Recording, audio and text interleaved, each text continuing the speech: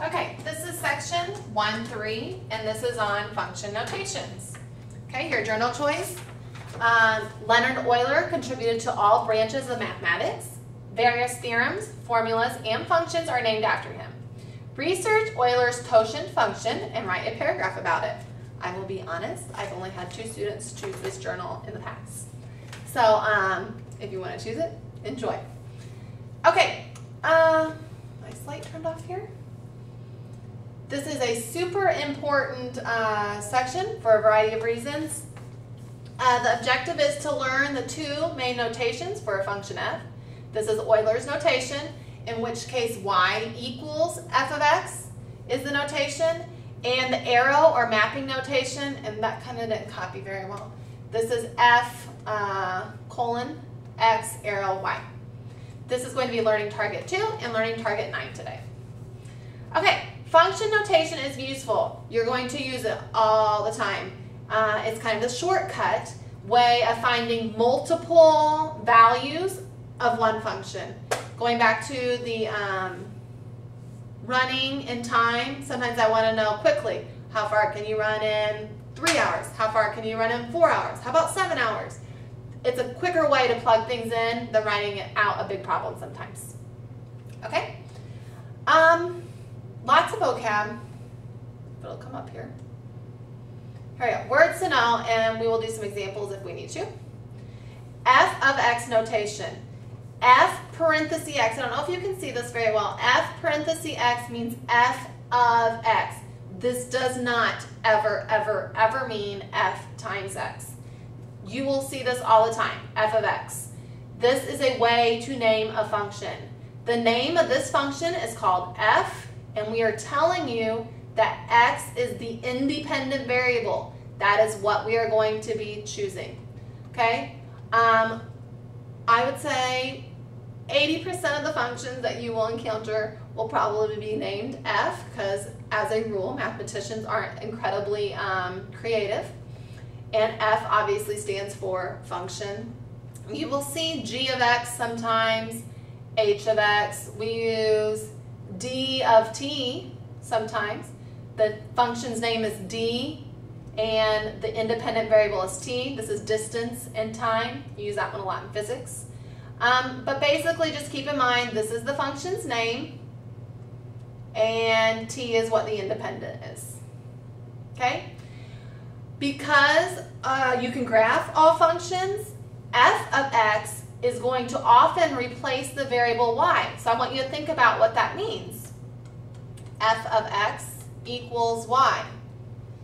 The function's name is f, the independent variable is x, and the whole entire thing, f of x, is your dependent variable. It's the equivalent to y.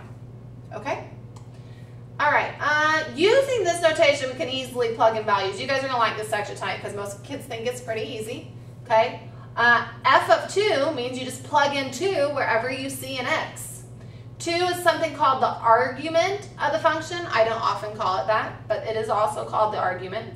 After plugging in the 2 and you evaluate the result, the value returned for f of 2 is called the value of the function. And I will say that. We'll find the value of the function at 2. Okay? Mapping notation is not any different than function notation, really, except the way it's written. The colon replaces the parentheses. Arrow instead of equals. They mean the same thing. I'm sure on a quiz it might ask you to go back and forth between function notation and mapping notation. These are push questions, guys. You're not supposed to miss them. Don't make them more difficult than they are. Some textbooks like to use this mapping notation. I will almost always use function notation. Okay? Another notation for function, same concept, just looks different. Okay? The function f maps x onto 3x squared minus 4. So the same thing, if I ask for f colon 2, you would plug in 2 into the equation. In this problem, we would get 3 times 2 squared minus 4. 3 times 4 minus 4. 12 minus 4, and that's 8. So we'd say f colon 2 is 8, and 8 is the value of the function at 2. All right, so let's look at some of these. I like this function because it looks a little different. T of f equals 5/9 times the quantity f minus 32. Anybody recognize this? Hopefully you do from chemistry. This function's name is actually T for temperature, and f in this example is your independent variable. We are going to be plugging in Fahrenheit. And T of f, some people might say, isn't T of f going to be the same thing as C? Yeah, it kind of will, okay? Temperature when the degrees is so-and-so Fahrenheit. So they want us to find temperature when it's 86 degrees Fahrenheit. So that's called T of 86. F is independent variable. We could pick anything we want. We don't just have to pick 86. We could do this multiple times. It makes it a little quicker. We're going to plug in 86. 5/9 times 86 minus 32. What do you do first here?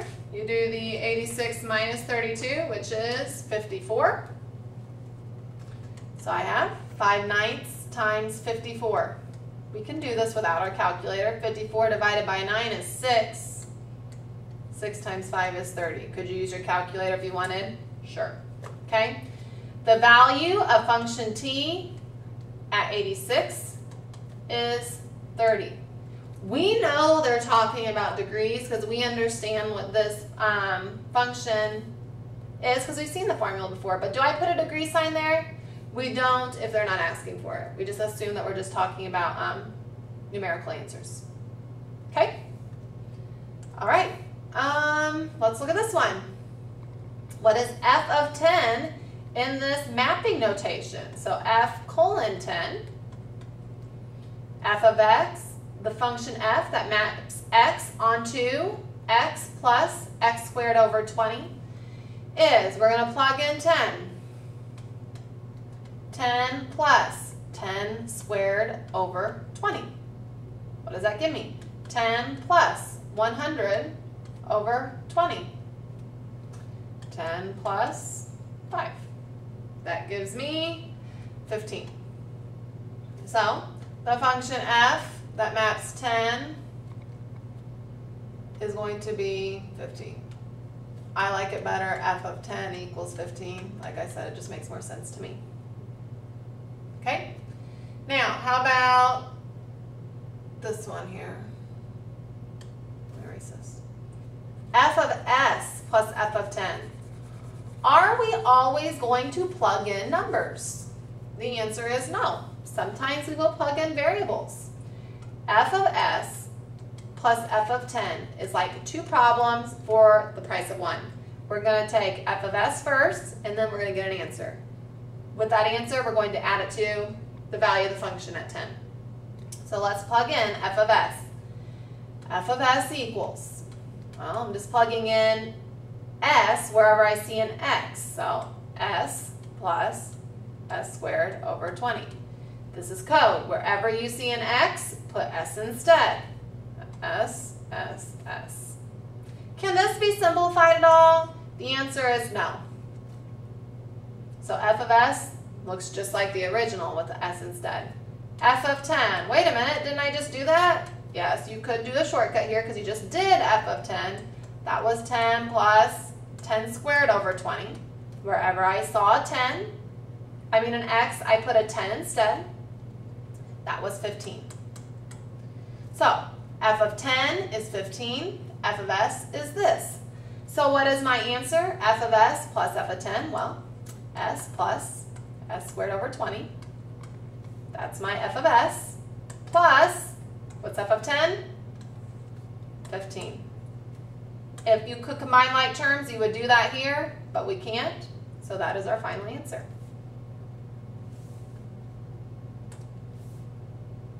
That's all I have for you. Your key to success tonight is going to be plug it in, plug it in.